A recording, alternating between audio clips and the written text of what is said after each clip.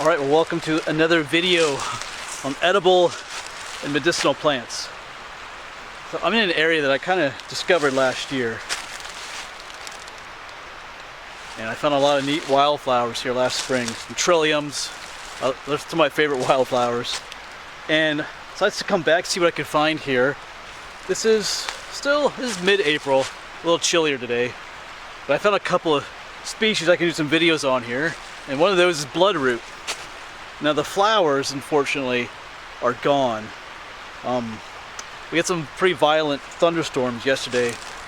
I think it knocked all the petals off the flowers. Because just about 2 days ago I found like a nice, beautiful patch of Bloodroot blooming.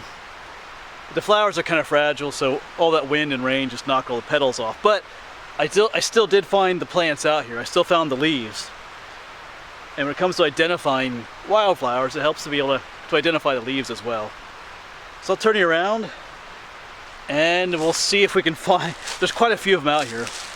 So we'll see what we can find. And then we'll sit down and talk about them as well. Bloodroot has some interesting medicinal qualities to it. Very interesting. So walking around here, you can see things are greening up. New growth is coming up. Got some Trout Lilies. We'll talk about those in a future video. Oh, right here's a Bloodroot. Here's the leaf. Just a small leaf. You can see this is where the flower was right here.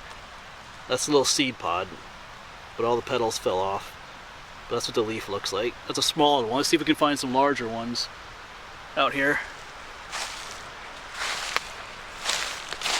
Got some fiddleheads coming up. These are the ferns. You can eat these. I may do a video on that sometime. We'll see.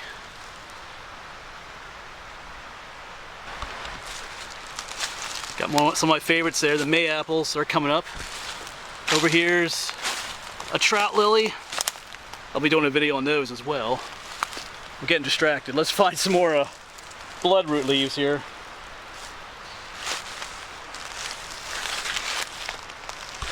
Alright, so I did just find some more leaves up here, which I'll see if you can find them as well. But I'm going to take a moment to show you what the flowers look like. The flowers stand out quite a bit. They're beautiful white flowers. I'll show you several pictures of them. Oh, I just found some more over there. But when it comes to identifying wild plants, it helps to be able to identify the leaves as well. So, but like I said, I'm going to take a moment here to show you what the flowers look like. Then we'll get back.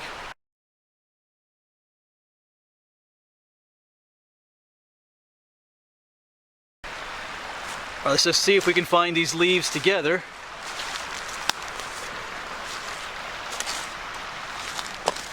Right there they are. Right here's one of the leaves, and there's that flower pod again. With a very distinctive look for that middle, little smaller lobe. And just up here was another one. Yep, I see it. See if you can find it too. Oh, there's actually a couple. There's some smaller ones right here, but here's another really nice sized one. Bloodroot leaves. Once again, there's where the flower would have been. All right, enough looking. Let's find a place to sit and talk about what Bloodroot can do. So once again, this is Bloodroot. Kind of an interesting name for a plant, kind of maybe a creepy name some people would say, but the root, when you cut it, it leaks like a bloody colored juice. That's where it gets its name, Bloodroot. When you cut it open, the root's kind of like a little tuber, and it does indeed bleed red, and it kind of looks bloody. That's where the name comes from, Bloodroot. And it does have some very interesting qualities that go along with that. Let me put some of the common names for this plant down for you first. So these are some of the other common names for Bloodroot. I'm not really familiar with any of these. I've never used any of these myself. I mean, red root is obvious. Not sure where the word puccoon comes from. Must be a Canadian thing. Bloodwort, similar to Bloodroot. But like I said, depending where you come from, it might be called this as well. That's the problem with a lot of these wildflowers. They have different names in different areas, and that can get kind of confusing sometimes. Well, let me put its scientific name down here for you next.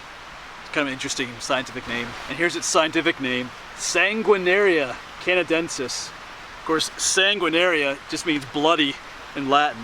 Of course, Canadensis just means that probably when they first discovered it, they found it quite prolific up in Canada. Often plants are named for where they were first discovered when Europeans came over. But sanguinaria, bloody. All right. So let's talk about some of the edible and medicinal qualities of this plant. This plant is rather controversial.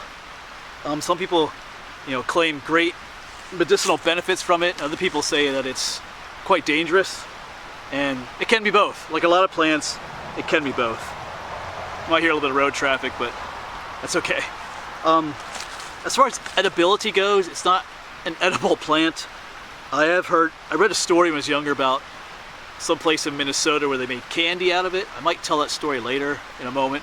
But the medicinal qualities are quite interesting.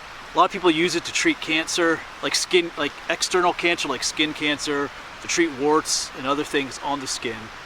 Some people claim great success with it. Some people say that it can be very disfiguring and deadly, but we'll talk a little bit about that.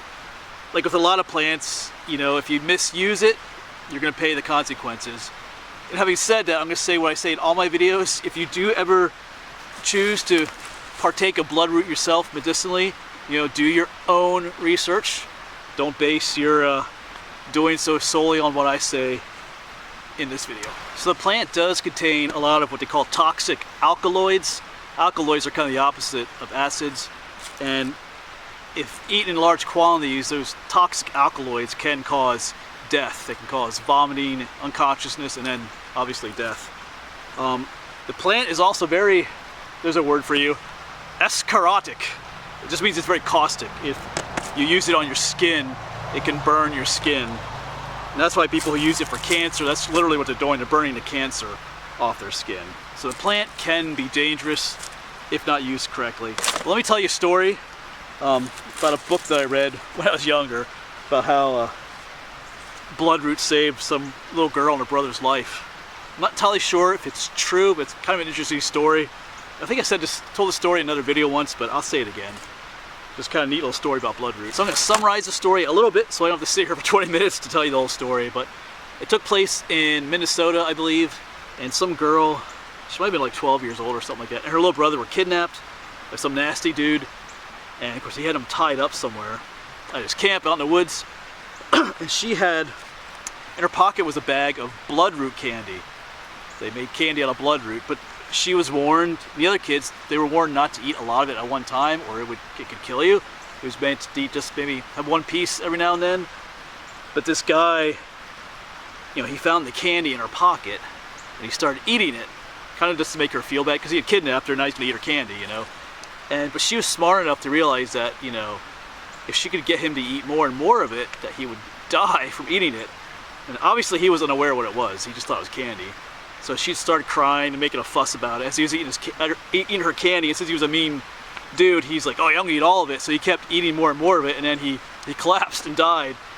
And circumstance happened. He landed right next to her. She was able to. I guess they were locked. I think there was a key to there. They weren't tied up with string. Anyway, she got the key off of him and was able to unlock their locks, and they were able to escape. So it's kind of a neat little story. Don't know if it's true or how accurate it is, but I thought I'd share it with you. One little story about bloodroot. And what I'm going to talk about next is very controversial. Bloodroot is used to make something called black salve. Let me put that down here. And you can buy black salve online a lot of places. I've even tried to make some once. It didn't work out so well. I don't think I used enough bloodroot. But it's supposed to do wonders for getting rid of, like a lot of people who have skin cancer will use it. They'll put it on just the cancer. If you get it on your skin, it will burn your skin because it's that caustic, those toxic alkaloids. They literally, if you want to learn more about that, there's plenty of videos on YouTube where people use black salve. I guess they're still up unless they got removed. Some people claim it does great things. Like some people have become disfigured by it. One guy used it on his nose. He had nose cancer, and it like ate away his whole nose. And then then people tell you not to use it because look what happened to him. Well, But if there's cancer throughout your whole nose, that's why it ate away his whole nose. So if you're going to use stuff like that, you got to be aware of what it can do to you. You know, if your whole nose is cancerous and the black salve eats away the cancer, well then it's going to eat away your whole nose. So you got to be aware of that kind of stuff before you ever use something. But because it can be so destructive to your skin, you know, use a lot of caution if you do decide to use it. You know, I have a cousin who used it on some warts on her fingers, and it seemed to get rid of those. So, like I said, you do your own research and read up on that kind of stuff yourself before you try to do that yourself. And one other thing about the black salve, just as a warning, if you do use it, it's very painful. People that have used it for skin cancer, the one thing they say is it's extremely painful because it's literally burning your flesh, or burning, you know, the skin cancer stuff still hurts, so it's like burning through that stuff. It's like eating away at it, so it hurts. And some of the people that were using it also had to be on pain medication as well, so consider that as well. So Bloodroot is a really unique and interesting plant when it comes to medicinal properties. It's actually quite fascinating reading about it, but like I said, I will warn you, if you do decide to use it, be careful, it can be very dangerous. And also, you shouldn't go out in the woods and dig it up.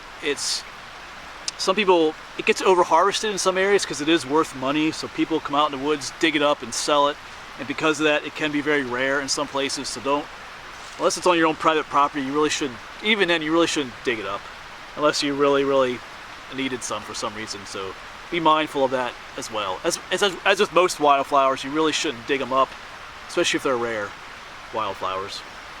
Alright, I'm gonna look around for a few more plants. I think I'll make 2 more videos out here. I see some trout lilies and some skunk cabbage. But that'll be the end for this video. So thanks for watching, and see you in the next video.